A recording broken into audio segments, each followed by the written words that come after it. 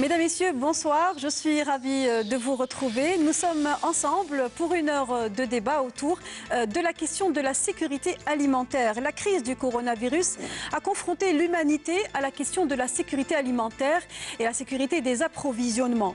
L'immobilisation d'un certain nombre d'activités, d'exportation et de transport est un danger potentiel pour plusieurs États. Il l'a été en tout cas. Les importations de biens nécessaires à l'alimentation de tous les jours. La FAO a d'ailleurs inscrit la protection du commerce et des chaînes d'approvisionnement alimentaire parmi les priorités de l'heure. Pour ce qui est de l'Algérie, doit-on tirer la leçon et s'autonomiser des importations de biens alimentaires?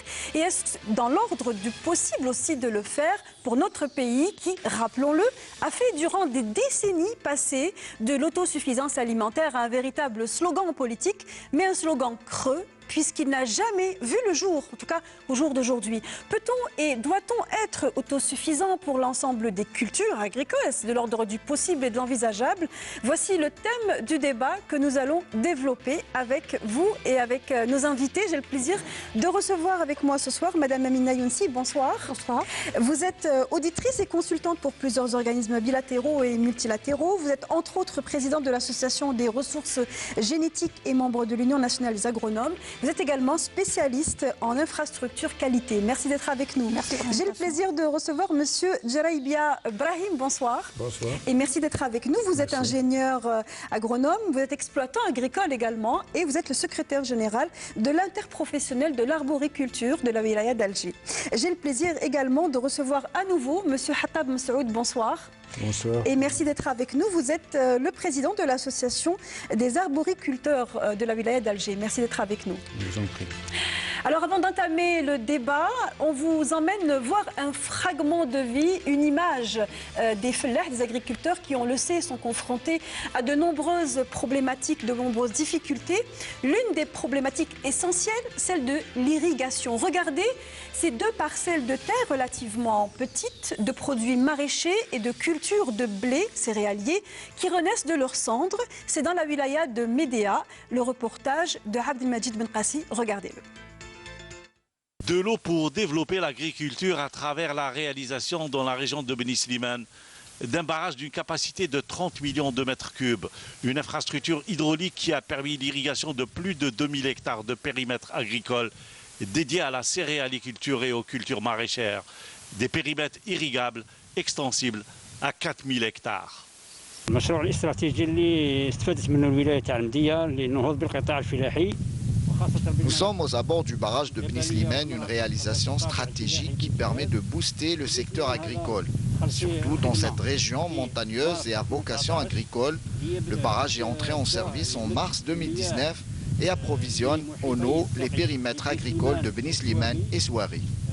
ملي جا الباراج دوكا ايزون طامي دوطر كولتير باغ اكزومبل كولتير سيرتو لي كولتير ماريشار برينسيبالمون سي لا بوم دو تير كاين الكاروت نافي اي اونيون اي بيمون بوافرون طوماط جوست من دخل في اون اكسبلوطاسيون ديجا لا سوبرفيسي بدات تخدم تاع لي سوبرفيسي ريغي افون لونتري اون سيرفيس تاع الباراج كانوا يديروا باغ اكزومبل 90 هكتار تاع كولتير ماريشار دركا غير سنه برك في لا كومبان هذه داروا 500 هكتار تاع بوم دو تير. Il est tombé à point nommé. Le barrage est une véritable bouffée d'oxygène pour les nombreux agriculteurs, surtout lorsqu'on connaît le stress hydrique et le climat semi-aride de la région. Avant, c'était une terre aride. On ne cultivait que du blé.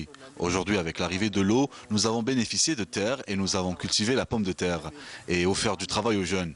Le barrage de Fani a été bénéfique pour la région de Beni Slimane, c'est la main d'œuvre. Par exemple, les gens ont trouvé du travail. Par exemple, la période de la récolte, ils ont recruté 1000-1500 ouvriers saisonniers. Certains agriculteurs rencontrés sur place, notamment El Hadj, un producteur de céréales de la Dara de Gelbel-Kbir, propose la réalisation de retenues collinaires, une autre solution pour parer au stress hydrique dans cette région qui excelle dans la filière céréale.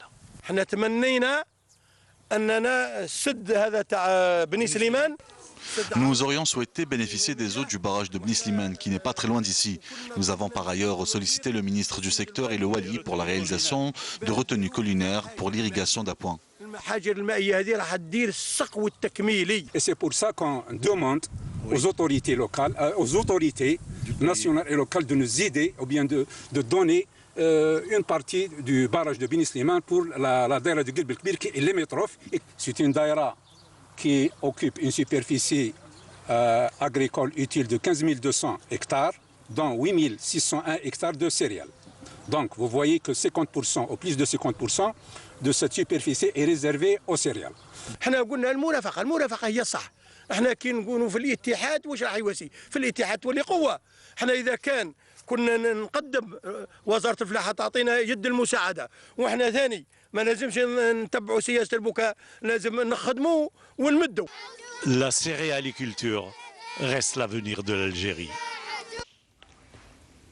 On vient de suivre un reportage réalisé il y a à peu près un mois par Abdelmajid Benkassi, qui donc parle du développement des parcelles de produits agricoles maraîchers, mais aussi céréaliers. Il pose également la problématique de l'apport de l'eau pour des parcelles qui sont moyennes à petites.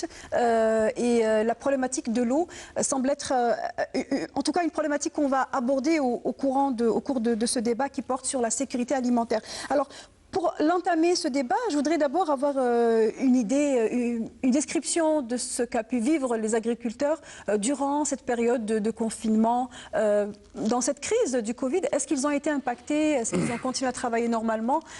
Donnez-nous voilà, une description. Monsieur Al-Jaibi, allez-y. Bon, bismillah ar-Rahman ar-Rahim, wa salatu wassalam ala ashraf al-mursalin. Bon, premièrement, si vous permettez, madame, nous trahmou ala amwat ta Covid hada. Donc, et également, on félicite les gens qui sont restés debout, les médecins, les autorités, le corps sécuritaire, sans oublier une chose que je dois parler, les efforts des agriculteurs. Les agriculteurs n'ont jamais, au cours de l'histoire, si on revient en arrière, l'agriculteur en général n'a jamais abandonné sa terre. Donc, soit même la guerre de l'indépendance, la période qu'on a passée de terrorisme, donc les agriculteurs sont toujours présents. Maintenant, si on revient à la période de le Covid, bon, au début, c'était normal, il y avait eu un léger flottement. C'était une guerre, donc on était pris au dépourvu. Pas suffisamment préparé, Pas suffisamment préparé, donc donc il y a eu un flottement, les agriculteurs étaient un peu, au début, la première semaine, un peu désemparés. Le gouvernement a pris toutes les mesures nécessaires. Donc pour faciliter, les agriculteurs donc, doivent rester par rapport à d'autres secteurs sur leur verger ou leur terre. Pour produire, on doit nourrir la population. Donc c'était incontournable. Donc il y a eu des facilités d'autorisation de déplacement, que ce soit pour les agriculteurs, les éleveurs, donc ils doivent être présents pour les poulaillers ou les étables taham.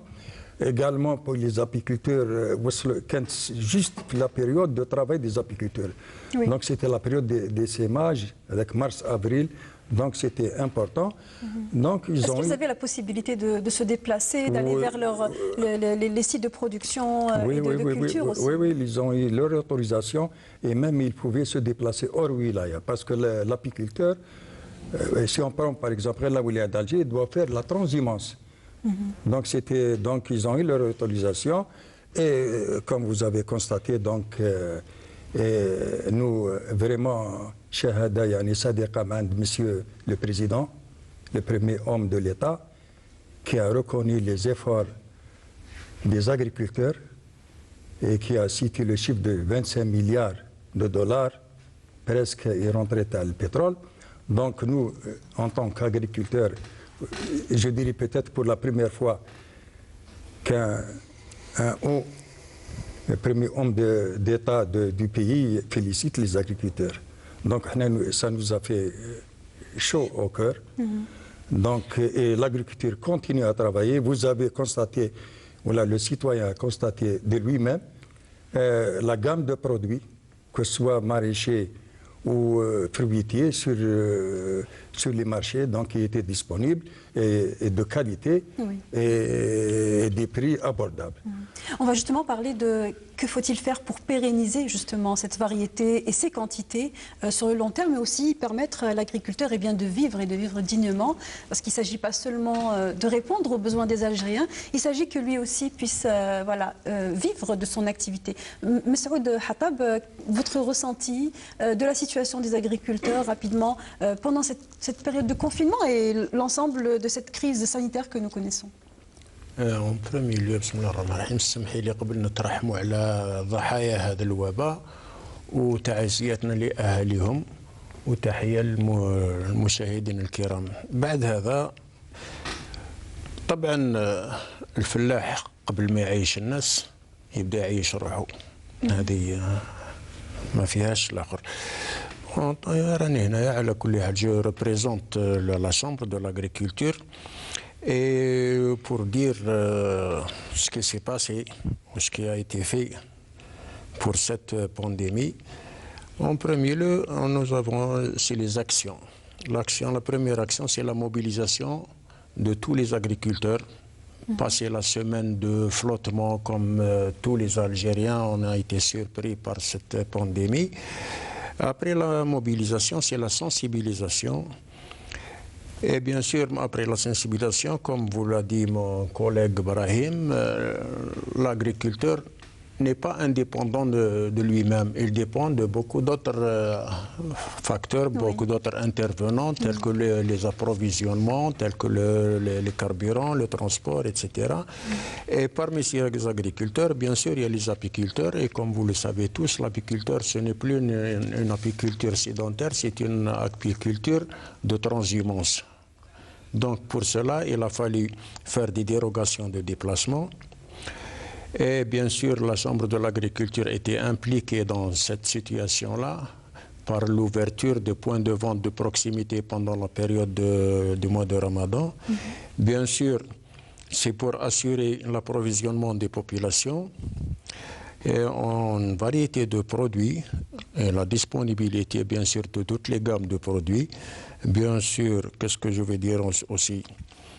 Par la suite, pour répondre à votre question, l'agriculteur vit-il de son activité, c'est ça? Oui, enfin, oui. C'était pas une question, c'était davantage un commentaire pour dire que voilà, l'agriculteur aujourd'hui doit répondre à un besoin national, mais il doit aussi pouvoir vivre, sachant qu'il dépend aussi de plusieurs maillons de la chaîne. Laissez-moi vous dire que l'agriculteur d'aujourd'hui, ou les agriculteurs d'aujourd'hui, c'est une nouvelle génération, une génération instruite, informés, disposant de technicité assez poussée et bien sûr, je répète le mot, informés. Donc, ils investissent dans la nouveauté.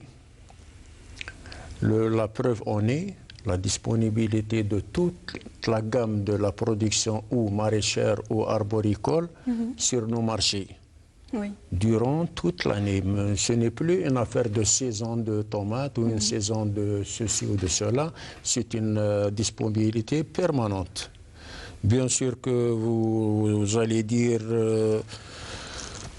que les prix sont variables, qu'il y a quelque chose qui échappe à tous finalement. C'est un point qui me dérange un peu d'en parler. Oui.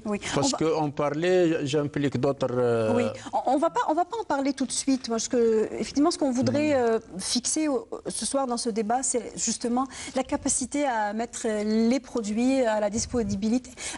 Votre point de vue à vous et votre vision en tant qu'experte, spécialiste des domaines, des différentes filières agricoles, est-ce que vous considérez qu'aujourd'hui l'Algérie a fait un bond qualitatif et positif en termes de disponibilité de ces produits maraîchers qu'on vient de citer? On parlera des céréales un peu plus tard, donc les produits maraîchers et les fruits. C'est vrai qu'on reconnaît qu'il y a quand même sur les étalages tout ce qu'on cherche. Ça, c'est vrai, les légumes sont très attrayants. Est-ce positif, est-ce négatif? Parce que si on parle de la qualité, ce n'est pas positif de voir des légumes trop attrayants et de voir un consommateur qui choisit ses fruits ou ses légumes. Ça veut dire qu'il a tendance à choisir les fruits et légumes qui sont traités par des pesticides. Et ça, c'est un choix du consommateur. Si je choisis joli, brillant, beau, ça veut dire que le consommateur n'est pas encore sensibilisé sur les produits qui sont beaucoup plus naturels, beaucoup plus bio, beaucoup moins attrayants, plus moches, mais beaucoup plus vrais. Il n'a peut-être pas aussi l'information, hein. Il n'est pas capable de savoir, de discerner. Il faut vraiment qu'on arrive à discuter de ces choses-là. Je ne suis pas en train de dire qu'il faut tout changer maintenant. Je voudrais quand même rebondir sur le film, le documentaire. Il y a quelque chose de très important, c'est ce barrage à Médéa. Et il y a l'inverse qui se produit dans le sud. Il y a des grands barrages qui sont faits, mais qui ont étouffé des oasis. Et dans des oasis, il y a des activités telles que, par exemple, hier, on a vu un documentaire sur une chaîne télévisée sur la menthe de l'Rassoul. La menthe de l'Rassoul qui se trouve dans la wilaya d'Al Bayad, dans la commune de Menjel. Cette menthe, cette région, c'est un sol qui a l'habitude d'être irrigué par un réseau traditionnel. Mais après la venue du barrage de Brezina, cette organisation d'irrigation a été étouffée dans le sens technique. Mais on a oublié de développer des annexes pour ce sol et pour que la menthe puisse vivre. Je pense que moi je suis en train de profiter de ce documentaire pour dire, essayons de regarder un peu ce qui se passe dans le sud, dans ces sols, où il y a quand même des hectares importants de filières très simples, maîtrisées par la population, qui peut générer des revenus conséquents. Et hier, c'était vraiment un exemple concret. Maintenant, pour revenir à la situation du Covid et l'agriculteur, moi, c'était la première fois où je me suis dit, en fait, le consommateur se pose la question du rôle de l'agriculteur réellement. C'est là où j'ai ressenti l'agriculteur doit produire pour le consommateur et non pas pour les grandes entreprises ou les coopératives. L'agriculteur, son rôle, c'est de nourrir la population et non pas de nourrir des coopératives. Je veux dire, la vision, si on commence à réfléchir dans ce sens-là maintenant, on va développer une autre façon de réfléchir l'agriculture. C'est-à-dire, si on avait des circuits courts, on avait déjà développé des circuits courts, le consommateur peut aller directement au niveau des fermes agricoles et se ravitailler. Peut-être on aurait une facilité d'accès au niveau des quartiers, des régions, des communes. Ce serait dans l'avantage de l'agriculteur. De l'agriculteur, voilà. Donc on aurait quand même... bon, mais c'est des leçons qu'il faut... Ce sont des choses qu'il faut préparer. Mais Amina Younsi, on ne peut pas considérer que l'Algérie soit vraiment dans un niveau d'industrialisation de son secteur agroalimentaire tel que des pays qui sont en voie d'autres pays en voie de développement. Avons-nous atteint un tel degré où il faille revenir à un rapport direct entre le producteur, agriculteur et le consommateur direct? Bien au contraire, moi je demande d'aller un peu en arrière. Je préfère qu'on revienne en arrière que d'aller en avant. Je souhaiterais que le consommateur ou l'Algérien puisse trouver un espace agricole de proximité pour aller se ravitailler directement. L'agriculteur, le fallah, peut bénéficier d'un certain revenu de valeur ajoutée directe qui lui retombe directement. Et le consommateur, il a le choix aussi d'aller, il a le choix de ses produits et la proximité aussi. D'où la naissance de plusieurs réseaux de l'agroécologie, des productions raisonnées, des productions bio. C'est cette diversification qu'il faut en période de crise. On a besoin d'une diversification. On n'a pas besoin des grands projets ou des grands pôles de production qui n'impactent pas sur la société. On a besoin de petits circuits, des petites zones de production, des petites solutions, des produits divers. Et c'est ça qui peut sauver... Dans ce sens... Est-ce que ces modèles existent? Oui. Justement, je vais en parler de ça. Le ministère de l'Agriculture, cette année, et dès le début du mois de Ramadan, il y a eu au niveau national, c'est programmé l'ouverture de 500 points de vente. C'est l'objectif de rapprocher, comme vous dites, madame, le consommateur du producteur. Donc, ce sont des points de vente C'est des points de vente. Bon, qui se trouvent sur les terres Sur les terres, c'est sur les terres. Donc, je peux vous visiter. Il y a la visite le mois de Ramadan de M. le ministre, M. Omari. Donc, on a visité le point de vente qui se situe à Borj El Kifan. Donc, il y a les producteurs, les serres, la terre, et juste à côté, ils vendent des trucs vraiment frais. Donc, ils ramènent premièrement de son exploitation et qui ramènent des exportations limitrophes ou avoisinantes. Donc, il n'y a pas d'intervenant dans la chaîne, en fait. C'est ça que vous voulez dire. Justement, il faudrait arriver d'éliminer les intermédiaires, comme dit madame, donc de rapprocher le consommateur du producteur. Ce qui est en train de se faire, même la Neflaoulia d'Alger, donc on est parti également à Rigaya chez un agriculteur, juste à côté de l'Hnafis Wachet à Rouiba, donc il y a Hanout Fellah. Quel était l'objectif de cette mesure, que le Fellah sorte ses cajots sur sa terre et la vende directement? Quel était l'objectif de cette mesure? L'objectif, c'est de faciliter aux citoyens des produits frais et éviter la cherté ou la marge l'intermédiaire. Donc tout le monde parle des intermédiaires. Il faudrait, comme dit madame, donc c'est intéressant, ne pas parler de grandes superficies, aller petit à petit, donc rapprocher. Je vous dis que monsieur le ministre avait déclaré, si je ne me trompe pas, 500 points de vente au niveau national. Il y a, au niveau d'Alger, on a recensé des demandes de 50 agriculteurs. Il y a un engouement dans ce sens. Et ça va venir. Oui. Ça va venir. Maintenant, vous avez parlé tout à l'heure, c'est-à-dire l'après-pétrole. Je pense, moi, personnellement, donc il faut être optimiste. On est en plein de l'après-pétrole. Depuis nos études, on en parlait, l'après-pétrole, on n'a jamais vu l'après-pétrole. Le Covid, donc, ça tombe bien. En parlant de l'après-pétrole, ces derniers temps, on a beaucoup parlé d'un avenant sur la loi des hydrocarbures. Je ne sais pas si des analystes ou des économistes ont fait une analogie avec la loi sur les ressources biologiques. On a toujours parlé d'un pétrole vert, mais on ne sait pas où il est ce pétrole vert. On ne sait pas.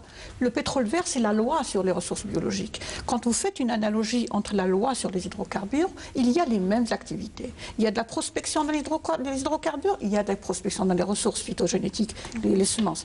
Il y a de la collecte. Il y a de l'exploration, il y a aussi de l'exploration et de l'exploitation dans les ressources génétiques. Il y a du transport, il y a de la circulation dans les ressources. C'est exactement la même chose. Et sur le plan commercial, il y a des contrats commerciaux de recherche-développement pour le pétrole, pour les hydrocarbures. Il y a aussi des contrats commerciaux et de recherche-développement pour les ressources phytogénétiques.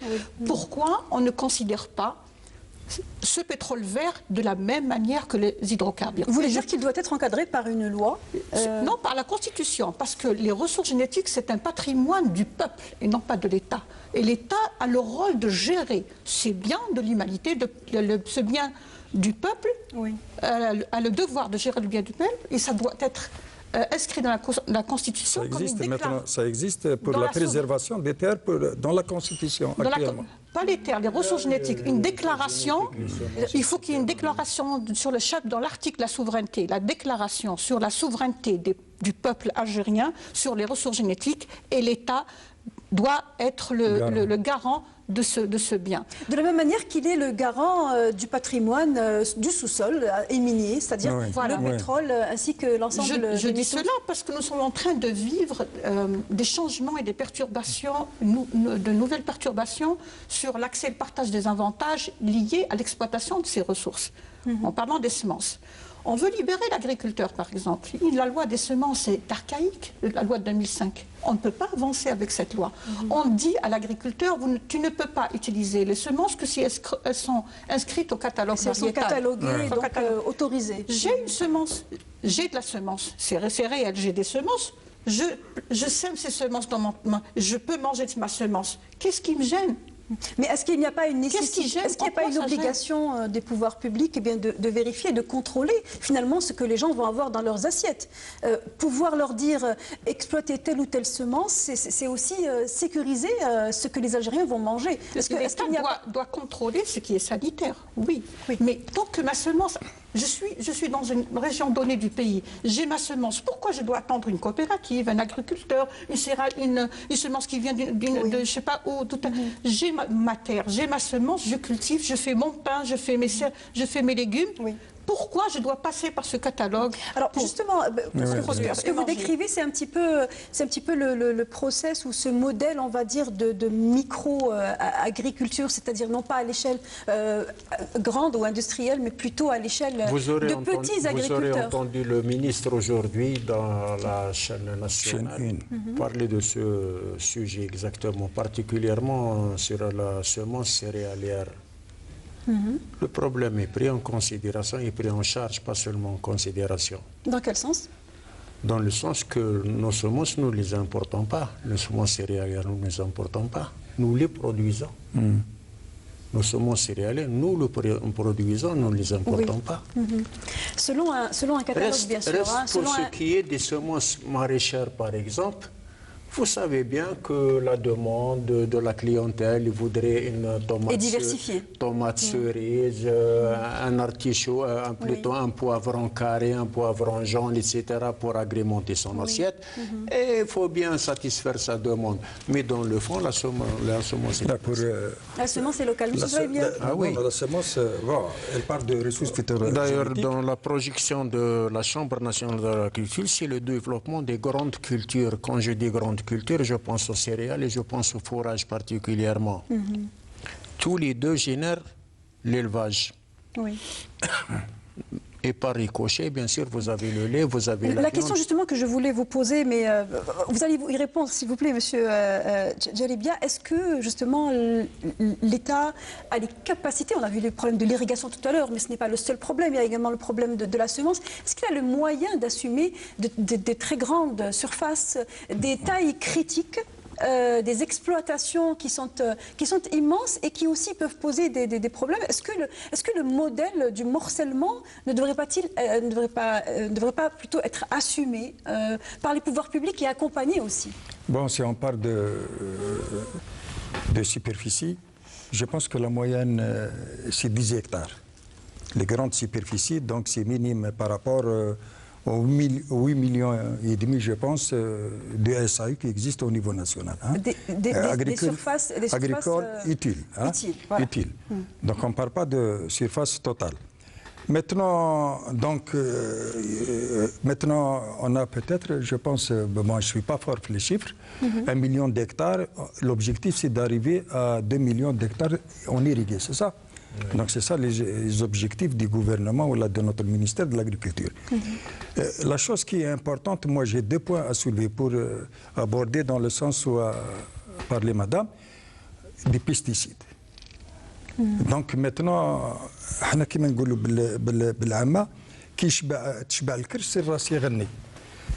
maintenant il faut savoir ce qu'on veut. Le défi c'est l'autosuffisance alimentaire, c'est de satisfaire les besoins qui vont galopant de la population, et on ne peut pas faire ça avec du bio, parce que c'est à la mode le bio, donc si on veut faire l'autosatisfaction et faire une production, par exemple de 600 quintaux de pommes de terre, on ne va pas la faire avec l'ortie, on ne va pas faire avec le bio. Donc, pour moi... Même pour les petites parcelles, les petits agriculteurs. Oui, parce que c'est incontournable. C'est un mal nécessaire. Oui. Vous parlez des pesticides. Je parle des pesticides. Parce que, madame... Mais ça finit dans l'assiette des gens, hein, on est d'accord. Attends, mais là, je voudrais... Ça peut être un mal... attends, moi, Michel, je termine. Je voudrais abonder dans ce sens parce que les gens un peu accusent les agriculteurs de tous les maux. De tous les maux, les statistiques qu'on détient. En Algérie, on utilise 500 grammes de pesticides par hectare et par an. Oui. On est le pays dans le pourtour méditerranéen qui utilise le moins de pesticides et même d'engrais. La France, par exemple, on utilise 12 kilos, donc sans commentaire. Le problème qui réside chez nous, c'est vraiment les contrôles, faire des laboratoires peut-être de résidus, de voir, je pense qu'il y a l'INPV qui commence à faire ça. Chez nous, c'est parce que si on ne fait pas, madame, un bon diagnostic, on ne trouve pas la solution. Oui. Le bon diagnostic, c'est quoi? Nous, peut-être il y a le non-respect du DAR. Le DAR, c'est quoi? C'est le délai avant récolte. Oui, qui en fait arrache les cultures avant que ces pesticides soient... Donc c'est pas en matière de quantité, je voudrais parler de ça, c'est pas en matière de quantité. C'est le bio là. Rapidement, allez-y. Oui. Les gens demandent le bio. je vais produire un hectare bio, un hectare non bio, entre guillemets. Le rendement ne serait pas le même. Hein? Oui. Acheterez-vous 1 kilo de poivron tordu, etc., plus cher qu'un beau petit poivron? Oui. Vous ne l'achèterez pas.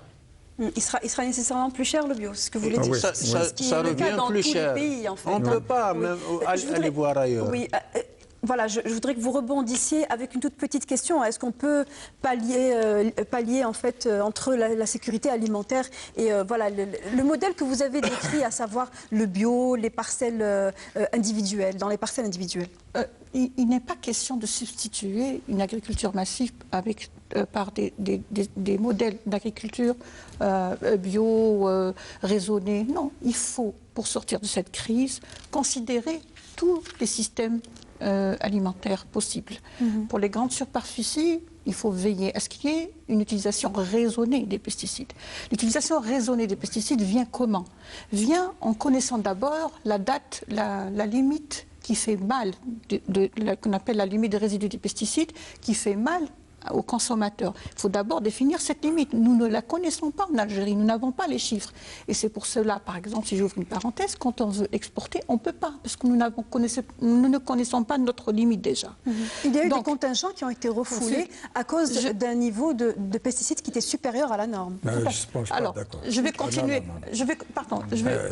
Allez-y, on va la laisser terminer. Donc, il faut, pour l'agriculture raisonnée, c'est tout un protocole de suivi, parce qu'il faut que l'autorité phytosanitaire ait les compétences techniques et de reconnaissance sur sa manière d'inspecter cette production et d'analyser cette inspection, ces produits, avec des laboratoires, pas des pesticides, mais des limites des résidus des pesticides. Ça veut dire que nous avons une stratégie de contrôle sur quels produits, quelles molécules nous devons surveiller sur tel ou tel produit. Viser une molécule, ça coûte très cher. C'est pour cela qu'il faut s'asseoir sérieusement autour de la table pour savoir si nous décidons de travailler sur telle spéculation ou telle spéculation, ça va coûter tant à l'autorité phytosanitaire. 1. 2. Il y a des coûts. Il y a des coûts de reconnaissance et d'accréditation de cette chaîne. Il faut accréditer l'inspection, il faut accréditer les laboratoires de l'autorité phytosanitaire. Un deuxième point. Ça, c'est dans le cas où on exporte, hein, on est d'accord. Même au niveau national. Maintenant, toute réflexion de stratégie de déploiement est unie et la même. Qu'on travaille sur le marché intérieur. Elle est standardisée. Le marché monde est ouvert maintenant. Oui. Donc, il faut absolument que l'autorité phytosanitaire s'ouvre beaucoup plus que ça, que ce ne soit pas un alcatraz comme on le voit maintenant, je ne le dis pas dans le sens péjoratif, mais il faudrait qu'elle délègue au niveau national. Le pays est immense. Il y a beaucoup de laboratoires au niveau national à qui l'autorité phytosanitaire peut donner le relais, à condition que ces laboratoires montrent leurs compétences à réaliser le travail que demande l'autorité phytosanitaire, moyennant des accréditations et moyennant des contrôles et des agréments. Donc, je pense qu'on a compris l'idée. L'idée étant de mettre un seuil minimal. Il faut connaître le seuil. Au-delà duquel on ne doit pas aller. Pour la tomate, par exemple, si vous voulez exporter de la tomate en Russie, c'est le pays le plus dur en pesticides, en limite de résidus de pesticides. C'est le plus dur. Les dates collectées, nous avons identifié au moins 15 types de pesticides qui peuvent être utilisés sur les dates. C'est grave. Oui. Alors, il y a donc toute cette connaissance technique, nous devons l'avoir. Il y a des comités entre le commerce, l'agriculture et la santé, mais ils ne sont pas effectifs. Et dans l'après-Covid, cette consolidation et ce renforcement de tout ce qui existe qu'il faut mettre sur la table. Oui. Il faut quand même rappeler que le ministère du Commerce n'autorise l'utilisation que d'un seul type de pesticides. Hein. Vous dites que plusieurs types de pesticides ont été relevés dans les dates collectées, mais voilà, je parle du ministère en tout cas du Commerce qui n'autorise qu'un seul type de pesticide à utiliser. Même si ce n'est pas le thème central du débat. Oui. Pardon, madame, ce que je voudrais rajouter, il y en a une chatre, madame, il y en a dans un sens, mais je voudrais attirer l'attention. Lorsqu'un produit rentre en Algérie, il est utilisé en Europe. S'il n'est pas homologué en Europe, c'est ça la réglementation. Donc, vous parlez du produit du pesticide. De pesticide. Oui, donc si un produit n'est pas utilisé en Europe, par exemple, dans un pays d'Europe, on ne l'importe pas. Oui, mais c'est les dosages en fait. Attends, madame. Oui. Deuxièmement, ils font 2 ans. Dans mon exploitation, ils sont en train de faire des essais de pesticides. Donc, pour l'homologuer, il y a toute une commission. La santé, l'hydraulique, le ministère de l'Agriculture. Donc, toute cette commission pour homologuer et voir. Il peut être retiré à chaque instant si on trouve que ce produit est maintenant. Parce qu'à l'époque, produit phytosanitaire, vraiment, c'est un volet très important. Il y a des lobbies. Il y a des lobbies, donc vous savez, il y a une guerre. C'est un peu comme pour les médicaments. C'est à peu près la même chose. Voilà. Alors,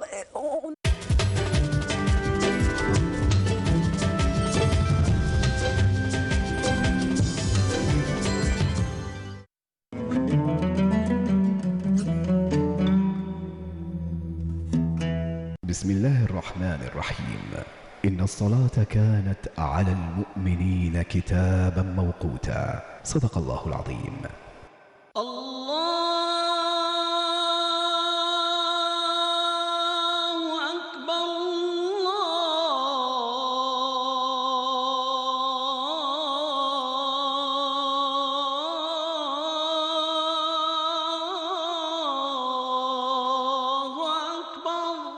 أشهد أن لا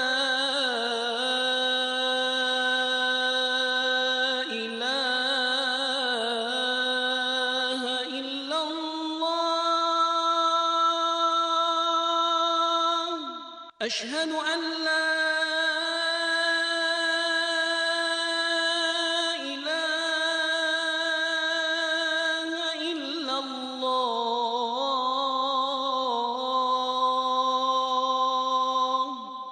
أشهد أن محمدًا رسول الله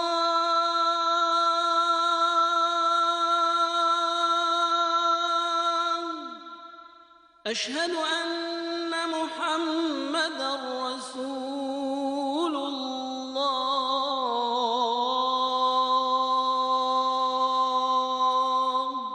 حي على الصلاة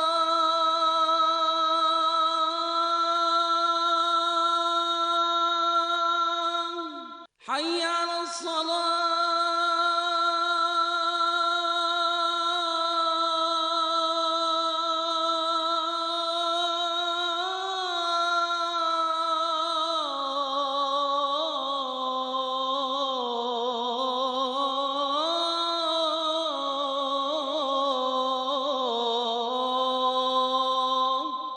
حي على الفلاح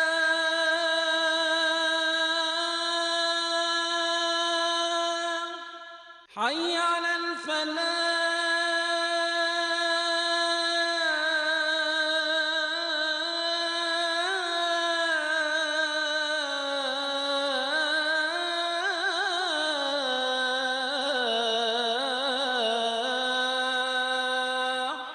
الله أكبر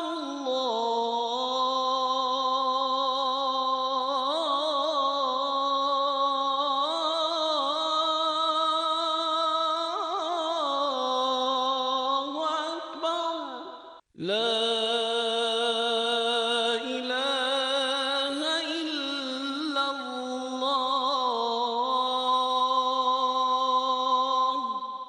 اللهم رب هذه الدعوة التامة والصلاة القائمة آت محمدا الوسيلة والفضيلة والدرجة الرفيعة وابعثه اللهم مقاما محمودا الذي وعدته.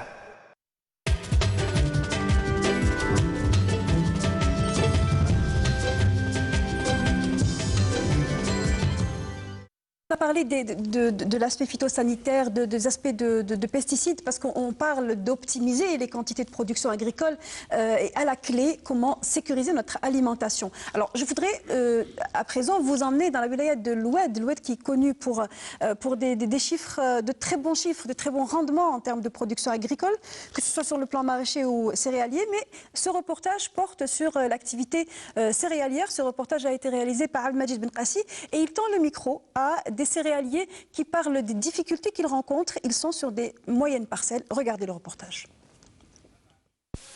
Une production céréalière de plus de 347 000 quintaux, toutes variétés confondues, est attendue dans la wilaya d'El Oued pour le compte de la campagne moisson-battage 2020, pour une superficie emblavée de plus de 8260 hectares.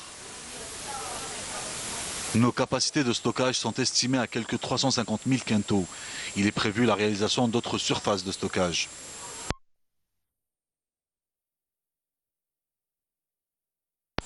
La production céréalière a certes connu une sensible augmentation cette saison à travers la wilaya grâce aux nombreux avantages accordés par les pouvoirs publics. Mais il n'en demeure pas moins que certains agriculteurs se plaignent encore de certains problèmes. Notre souci majeur, ce sont les semences. On nous demande de faire le crédit RFIR, mais une fois demandé en août-septembre, il ne sera octroyé qu'entre janvier et mars. À cette période, c'est déjà trop tard. Nous avons une petite aire de stockage. Nous n'avons pas de pont à bascule et les routes agricoles sont en mauvais état. Pour rappel, la campagne moisson-battage a été lancée dans la région frontalière de Beni Guecha, une région leader dans la production céréalière. On parle donc de sécurité alimentaire et lorsqu'on parle de ces aspects, on ne peut éviter la question des céréales. L'Algérie est un gros importateur de blé tendre. Le blé tendre est partout dans notre alimentation. Il est essentiel. Les annonces d'embargo au cours de cette crise sanitaire, au cours des 3 derniers mois, c'était autour du mois de mars ou du mois de mai, il me semble. Des annonces d'embargo ont créé une véritable panique chez les gouvernements des pays qui dépendent des importations, comme l'Algérie. L'Algérie aurait importé durant la campagne de commercialisation 2019-2020 4,5 millions de tonnes de blé. Alors, comment expliquer, selon vous, un stock aussi important? Est-ce qu'il était nécessaire d'en importer autant, voilà, dans un premier temps? Monsieur Hattab, allez-y.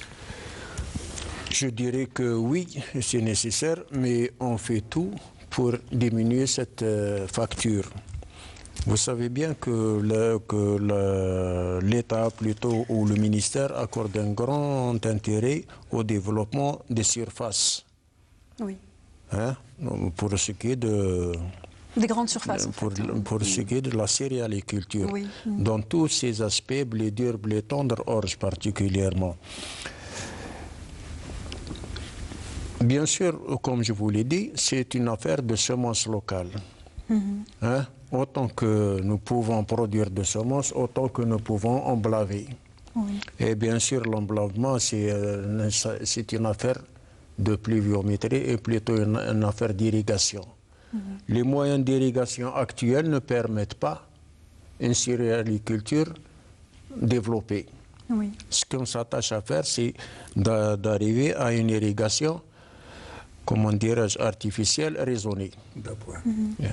Est-ce que le problème, justement, ce n'est pas, encore une fois, le modèle de grandes surfaces agricoles qui ne répondent pas, finalement, qui n'arrivent pas à trouver des solutions? On l'a vu dans le reportage. Moi, je ne serais pas d'accord. Moi, je ne serais pas d'accord. Je ne serais pas d'accord.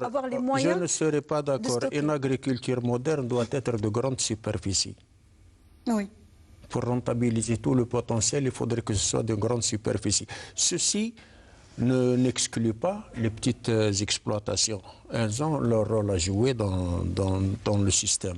Oui. Mais une agriculture raisonnée, une agriculture économique, elle ne peut se faire que sur des grandes surfaces. Et il faut aussi de grands moyens capacités. Aussi, Absolument. Vous achetez un tracteur, par exemple, à titre d'exemple, vous achetez un tracteur à 6 millions, 8 millions de dinars pour une superficie de 10 hectares. Vous le rentabilisez quand, ce tracteur? Vous l'amortissez quand? Oui, c'est difficile, effectivement. Mais il y a également l'accompagnement. Pour ne citer qu'un tracteur, parce que l'exploitation ne nécessite pas seulement un tracteur, une charrue, un atomiseur, etc. Tout ce matériel. D'autant plus que vous savez bien que la coopération entre les Lahore n'est pas très facile. chacun voudrait avoir son tracteur pour ne pas dépendre, chacun voudrait avoir son atomiseur pour faire... C'est une question de volonté ou bien c'est une question de capacité à se fédérer en coopérative comme il y a longtemps? On va écouter monsieur... Beaucoup de facteurs jouent dans ce... C'est l'éloignement, c'est beaucoup de facteurs qui jouent dans ce... Je voudrais abonder dans ce sens, comme a dit madame. Au niveau du ministère, monsieur le ministre, vraiment, il en fait son cheval de bataille. On tient à féliciter monsieur le ministre qui donne une grande importance aux professionnels. Donc c'est un homme de terrain. Et ils sont en train de revoir les textes d'application de création des coopératives. Donc, pourquoi c'est le Wali qui donne l'agrément? Donc il y a une grande bureaucratie pour la délivrance d'un agrément de coopérative. Donc les pays développés, tels que les États-Unis, c'est les coopératives. Un pays capitaliste, c'est les coopératives. Et c'est le système déclaratif. Le système déclaratif. Donc nous, peut-être moi, mon avis personnel, c'est un truc sociologique. Est-ce que vous voulez dire que la création des coopératives est bloquée quelque part par les autorités locales, notamment? Ah oui, c'est la bureaucratie. Pour délivrer un agrément, vraiment, il faut courir pour... Donc, il y a une nouveauté, je pense, dans les textes qui vont peut-être apparaître durant ces mois-ci. Oui. Donc, il faut arriver à ça. Mais moi, ce que je vois, il y a une dynamique qui est en train de s'installer. On est dans le plein pétrole. Donc, le Covid-Hada, ou la crise mondiale que a généré le Covid-Hada, donc, ça donne à réfléchir. Oui. C'est les orientations de M. le Président, c'est le programme du gouvernement. Donc, dans ce sens... C'est l'attente aussi que les choses changent et positivement. C'est pour ça qu'ils ont créé un département, si l'on peut dire, de l'agriculture saharienne. Maintenant, reste... Si vous voulez, madame, si vous permettez, le défi, c'est l'eau. Est-ce que le Mahadali Menemedo? On va justement parler de l'eau dans un tout petit moment. Ce sera la dernière question de ce débat. Une réaction par rapport à la question du modèle de parcelles agricoles lorsqu'on parle de céréales. Justement, par rapport à la céréaliculture, il ne faut pas quand même oublier que nous avons 320 000 échantillons qui se trouvent dans des banques étrangères, qui sont à Svalbard, en Norvège, des céréales algériennes, des orges. Il y a 421 variétés d'orges résistant à la sécheresse, des orges spéciales Algérie. L'Algérie a intérêt à faire de la politique de la semence, rapatrier ses semences de blé dur, de blé tendre, d'orge, de maïs. Aujourd'hui, on ambitionne d'aller vers le Grand Sud pour faire de la betterave sucrière, du maïs, du colza et du... En 2018, l'Union européenne, par la nouvelle politique agricole commune, ils ont autorisé l'extension du glyphosate encore sur 5 ans jusqu'à 2025. Parce que ce glyphosate est utilisé comme herbicide pour la betterave sucrière, qui est un OGM. La betterave sucrière que nous allons utiliser ne sera qu'un OGM. Le colza aussi, le maïs aussi et le soja. Donc, je ne suis pas là pour dire stop, mais donnez-nous les risques. Quels risques nous allons quand nous allons prendre? Est-ce que nous avons fait une analyse des risques? Est-ce que on réfléchit comme ça, des déploiements de politique, faut-il vraiment faire ce projet? Moi, je porte un œil critique pour aider. Quel est le risque, Amina Younsi, de produire ces cultures dans le Sud? Le risque est le suivant, surtout pour ces semences. Personnellement, j'ai regardé de très près la nature, ces variétés qui vont être introduites pour la culture. Ce sont... une fois ingérés, ce genre de produits peuvent causer des perturbations ou peuvent ne pas causer des perturbations au niveau du consommateur. Y a-t-il que le glyphosate? Il y a le glyphosate, il y a la semence elle-même qui est OGM. Nous avons signé un accord sur les OGM par le protocole de Carthagène, mais il n'est pas mis en œuvre par le ministère de l'Agriculture ni par l'Environnement. Parce que normalement, il y a d'abord une analyse de gestion des risques avant de se prononcer sur ces cultures.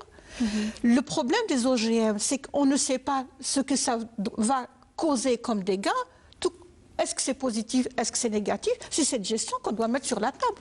Est-ce que nous avons les compétences techniques pour évaluer cela? Donc, en tant qu'expert, je suis obligée d'alerter sur cela. Ce n'est pas pour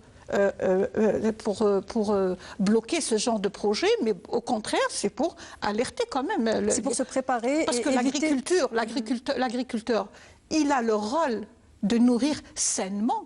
Il n'a pas le rôle d'intoxiquer le consommateur. Donc, on reste quand même dans cette vision importante.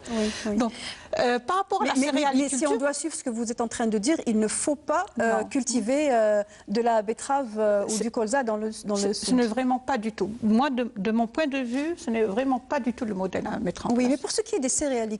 Des céréales, il y a autre chose, d'autres modèles à développer. Attention, il ne faut pas qu'on se fasse avoir. Pourquoi nos céréales sont de l'autre côté? De l'autre côté, sont en train de développer une nouvelle génération de semences saines et pures pour la santé. Et nous, on continue à utiliser encore des variétés commerciales qui ont besoin de tout accompagnement pesticides. Et, excusez-moi, je finis l'idée.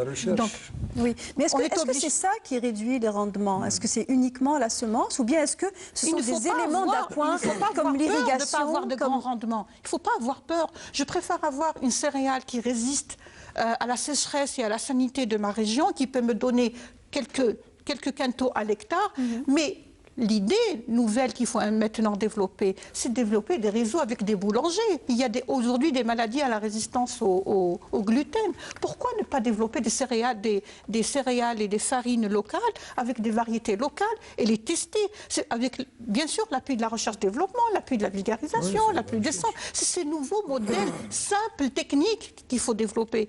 Il faut nourrir les Algériens. Bon, c'est très important ce qu'elle dit. Moi, parce que j'étais dans un institut de recherche, donc elle parle, madame, vous parlez des ressources phytogénétiques, c'est ça. Donc c'est très important. On avait ramené quelques années auparavant une variété qui était une variété locale du sud, Ben Mabrouk.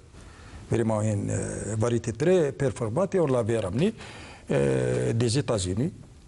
Notre semence, donc, nos semences qui sont stockées dans les banques de semences, c'est ça, à l'étranger. Donc, mais c'est un volet qui est très important et qui. Donc c'est une chose qui est faisable, que l'Algérie puisse récupérer son patrimoine de semences qui sont propres. Il y a des semences qui ont un statut de non-circulation. C'est ces nœuds qu'il faut ouvrir maintenant, c'est ces dossiers qu'il faut mettre sur la table. Oui. Est-ce que les semences, c'est le seul élément qui garantisse des rendements plus importants et encore une fois, on revient au sujet, à une sécurité alimentaire sur le plan du blé, sachant que voilà, l'Algérie est le deuxième plus grand importateur de blé dans la région du Maghreb.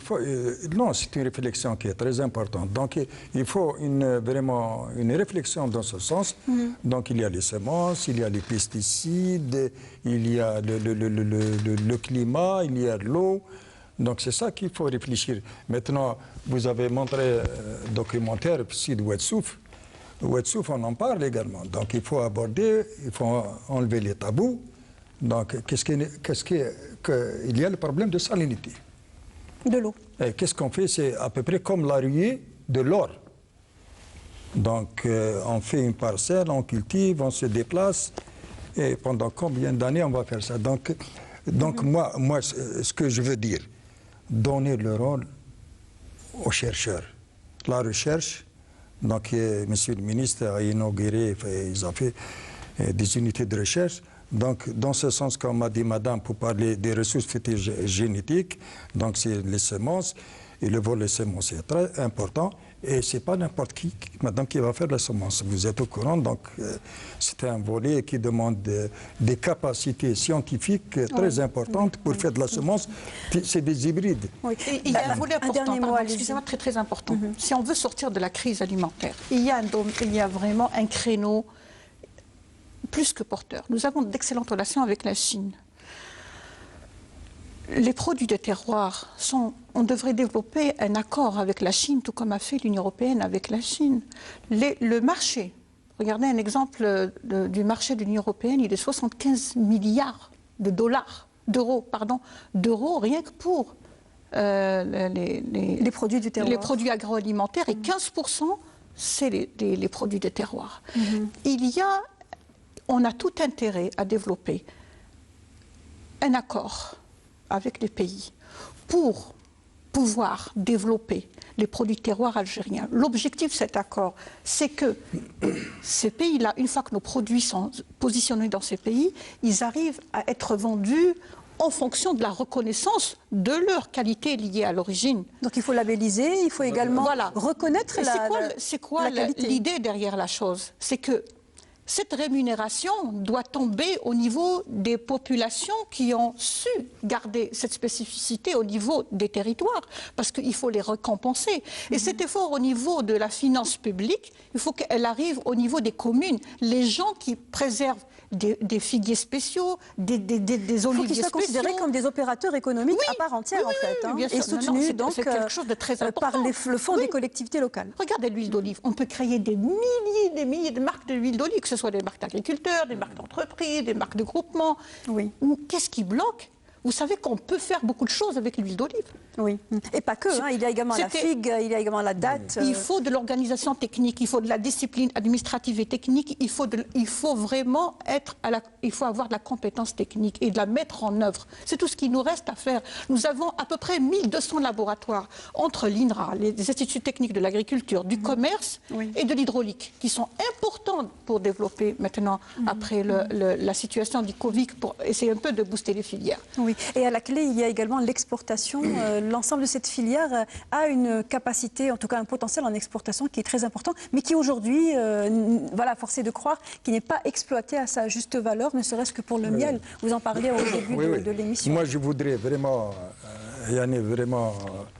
Monsieur le Président a pris des décisions de ne pas importer des choses qu'on produit ici. Les produits agricoles. Les produits agricoles, c'est très important. Moi j'ai un exemple très concret. Le mois de novembre, on a visité avec Monsieur le ministre, on a fait la fête nationale de la pomme à Bouhmema, du côté de Khenchela. Eh bien, lorsqu'il y a eu des restrictions d'importation de la pomme, c'était une stratégie à court ou à moyen terme de production. Donc, Bouhmema est sorti de la norme minimum. Ça a donné une bouffée d'oxygène aux producteurs. Une bouffée, donc la population vraiment a commencé à travailler et la pomme de Bouhmema ou de Khenchela est reconnue, donc c'est une pomme. Parce que nous, je reviens, la cherté des produits phytosanitaires, la cherté des intrants font que les agriculteurs, mais ils me douchent. Hein, donc, oui. Reste à savoir, Monsieur Jeribiya, que l'aval, c'est-à-dire le secteur industriel, puisse s'organiser, puisse montrer sa bonne volonté pour transformer toute cette production agricole, notamment arboricole, qui a grandement besoin d'être transformée et valorisée aussi.